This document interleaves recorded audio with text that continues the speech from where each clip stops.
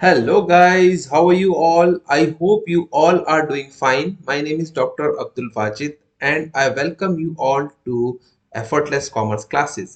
Guys, आज हम chapter 5 cost of capital का एक दूसरा टॉपिक करेंगे that is cost of preference shares.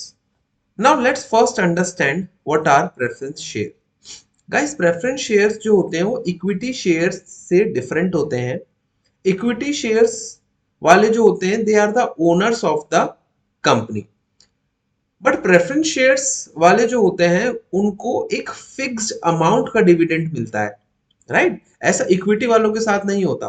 Preference shares वालों को एक फिक्स्ड अमाउंट का डिविडेंड मिलता है and at the time of liquidation उनको पहली प्रेफरेंस मिलती है इक्विटी शेयर होल्डर्स से. That is why they are known as preference share holders. Guys, cost of preference shares का मतलब है जो कॉस्ट आप प्रेफरेंस शेयर्स को इश्यू करने में लगा रहे हैं और जो कॉस्ट आप पे कर रहे हैं प्रेफरेंस शेयर होल्डर्स को. कॉस्ट ऑफ प्रेफरेंस शेयर्स को हम केपी से भी डिनोट करते हैं. जैसे हम कॉस्ट ऑफ डिबेंचर्स को के डी से डिनोट करते थे, ऐसे ही हम कॉस्ट ऑफ प्रेफरेंस शेयर्स को के पी से डिनोट करते हैं. गाइस, प्रेफरेंस शेयर्स में बहुत सारी कॉस्ट इंक्लूड हो सकती हैं, बट मेनली जो कॉस्ट इसमें इंक्लूड है वो है dividends paid to preference share holders. यही हमारी मेन कॉस्ट है, बट उसके साथ साथ हो सकता है हमें और भी कॉस्ट उसमें इनकर करना पड़े. For example, issuance and services of preference shares जब हम इशू करते हैं उस टाइम हमारी कोई कॉस्ट लग सकती है. सिमिलरली कुछ एडमिनिस्ट्रेटिव एक्सपेंसेस भी लग सकते हैं, तो हम इन सबको कंसीडर करते हैं. बट मेनली जो हमारी कॉस्ट है वो डिविडेंड पेड वाली कॉस्ट है. There are many goals of issuing preference shares. Guys, बहुत सारे गोल्स होते हैं. For example, first goal is to raise the capital. ठीक है, जब आपको कैपिटल की रिक्वायरमेंट होगी तो आप प्रेफरेंस शेयर्स को भी एज अ सोर्स यूज कर सकते हैं. और ये प्रेफरेंस शेयर्स को हम फाइनेंशियल फ्लेक्सिबिलिटी के लिए भी इश्यू करते हैं. फॉर एग्जांपल, जब आप प्रेफरेंस शेयर से भी कैपिटल रेज करोगे तो थोड़ी फ्लेक्सिबिलिटी आ जाएगी आपके कैपिटल स्ट्रक्चर में. सिमिलरली, इसका गोल हो सकता है to provide income to investors.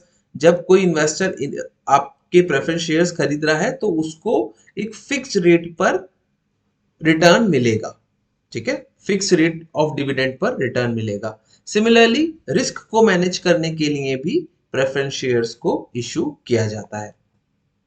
Guys, अगर आपने कॉस्ट ऑफ डिबेंचर्स वाला अभी तक टॉपिक नहीं देखा है इससे पहले, तो प्लीज आप पहले कॉस्ट ऑफ डिबेंचर्स वाला टॉपिक देख लीजिए, इससे पहले वाली वीडियो, क्योंकि उसमें मैंने बहुत अच्छी तरीके से सारे फॉर्मूले समझाए हैं. और यहाँ भी मोर और लेस सेम फॉर्मूलेज यूज होंगे, बट थोड़ा सा यहाँ डिफरेंस आएगा. फॉर एग्जाम्पल, प्रेफरेंस शेयर्स भी टू टाइप्स के हमारे हो सकते हैं, इरिडीमेबल एंड रिडीमेबल. इरिडीमेबल का मतलब है कि आपने पैसा रेज कर लिया प्रेफरेंस शेयर्स के थ्रू और अब आपको वापस नहीं देना. Guys, theoretically it may be possible, but practically it's not possible कि आपने पैसा ले लिया और फिर आपको वापस नहीं देना है. राइट, अगर आपने कैपिटल रेज की है तो कभी ना कभी तो आपको वापस देनी होगी. तो इरिडीमेबल में क्या होता है कि आपने कैपिटल रेज कर ली है थ्रू प्रेफरेंस शेयर्स एंड आपको वापस नहीं देनी. तो उसका फॉर्मूला क्या होता है?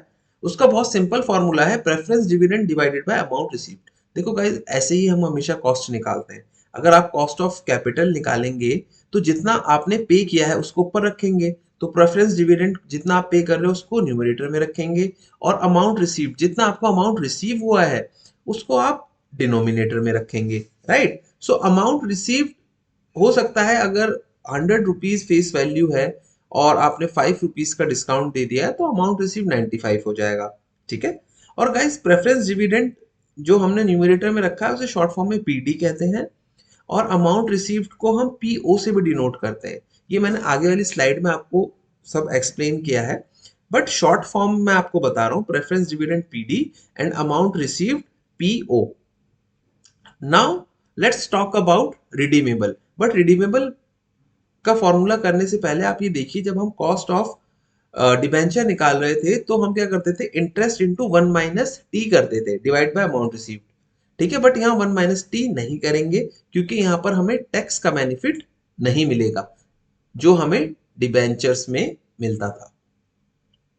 Otherwise the formula is same, बस प्रेफरेंस डिविडेंड हमने यहाँ लिख रखा है और वहां पर हम लिखते थे कॉस्ट ऑफ डिबेंचर में हम प्रेफरेंस डिविडेंड की जगह इंटरेस्ट लिखते थे। ठीक है, अब रिडीमेबल में आप आ जाइए। देखिए रिडीमेबल जब प्रेफरेंस शेयर्स होगा तो इसका फॉर्मूला होगा रिडीमेबल वाले का preference dividend plus redeemable value minus amount receive divided by number of years. जैसे कि कॉस्ट ऑफ डिबेंचर में हम इंटरेस्ट रखते थे और यहाँ पर इंटरेस्ट की जगह प्रेफरेंस डिविडेंड रख रहे हैं, बाकी सब सेम है। Divide by number of years, total divided by amount received plus redemption value divided by 2। Okay guys, जैसे मैंने मेंशन किया था प्रेफरेंस डिविडेंड को हम पीडी कहेंगे शॉर्ट फॉर्म में, अमाउंट रिसीव्ड को हम पीओ बोलेंगे एंड रिडम्पशन वैल्यू को पीएन। गाइस ये शॉर्ट फॉर्म इसलिए दिए गए हैं ताकि जब आप क्वेश्चन करें और फॉर्मूला लिखें तो आप आराम से लिख लें वहां पर।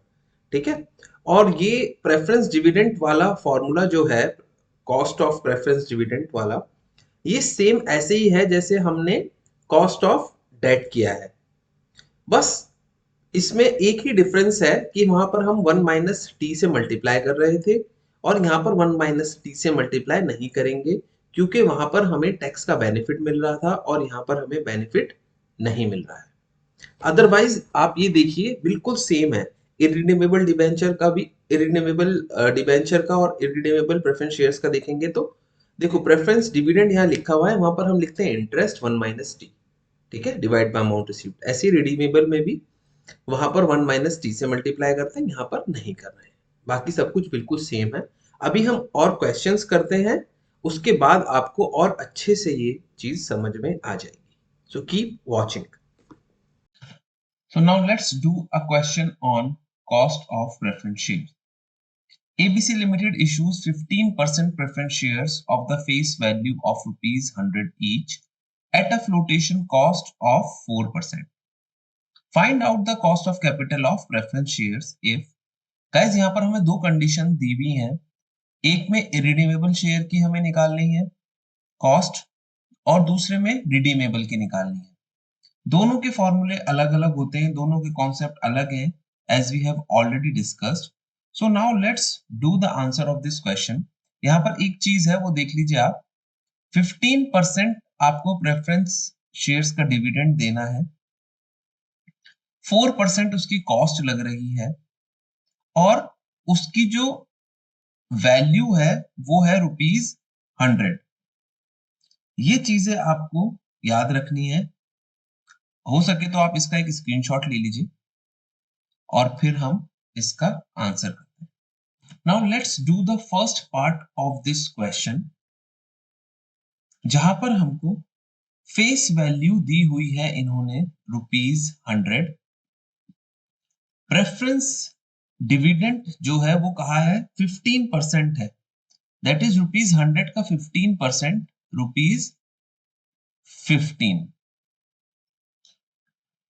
अमाउंट रिसीव्ड कितना है, देखिए ₹100 का था फेस वैल्यू, बट हमें ₹4 जो है उस पर फ्लोटेशन कॉस्ट देनी है, दैट इज ₹96 जो है जो हमें मिलेंगे। n is equal to 10 years दिया हुआ है हमें, और हमें पता है cost of preference share irredeemable की अभी हम निकाल लें तो ये रेलेवेंट अभी नहीं है, ये रिडीमेबल वाले में रेलेवेंट होगा। तो कॉस्ट ऑफ प्रेफरेंस शेयर्स क्या होता है, preference dividend divided by amount received. Preference dividend हमें यहां पर पता है कितना है हमारा ₹15 और अमाउंट रिसीव्ड है ₹96। जब आप इसको डिवाइड करेंगे तो आपका आएगा 0.1563, जिसको आप 15.63% भी कह सकते हैं। ये फॉर्मूला हम ऑलरेडी डिस्कस कर चुके हैं, cost of preference shares is equal to preference dividend divided by amount received. Now let's do the second part of this question. Second part में हमें कुछ अलग इंफॉर्मेशन भी दी हुई है इन्होंने। फॉर एग्जांपल इन्होंने हमें n दिया है 10 इयर्स, मतलब ये रिडीमेबल के ऊपर है, n is equal to 10 years दिया है हमें और हमसे कहा है कि कुछ प्रीमियम भी हमें देनी पड़ेगी और जो प्रीमियम होगी वो 10% होगी।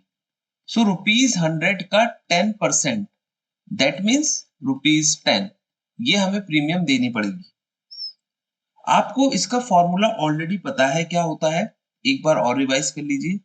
इसका फॉर्मूला होता है preference dividend plus redemption value minus amount received divided by number of years total divided by amount received plus redemption value divided by 2। Guys इसमें हम 1 माइनस टी नहीं करते हैं क्योंकि हमें यहाँ पर वो बेनिफिट नहीं मिलता जो हमें कॉस्ट ऑफ डेट में कर रहे थे हम, जो हमें डेट की कॉस्ट में मिलता है। बस कॉस्ट ऑफ डेट और कॉस्ट ऑफ प्रेफरेंस शेयर्स में यही एक डिफरेंस है जो हम ऑलरेडी डिस्कस कर चुके हैं। तो अब बस हम यहाँ पर अपनी वैल्यूज रख लेंगे और हमारा आंसर आराम से आ जाएगा।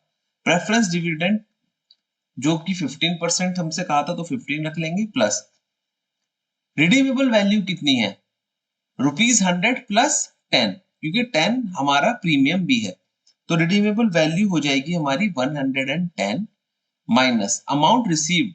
हमें कितना अमाउंट रिसीव्ड हुआ, यहाँ पर देखिए हमें पता है कि ₹4 फ्लोटेशन कॉस्ट है तो ₹96 ही हमें रिसीव्ड हुए, तो 96 हम ऊपर रख लेंगे divided by number of years कितने हैं, यहाँ पर गिवन है नंबर ऑफ इयर्स है हमारे 10,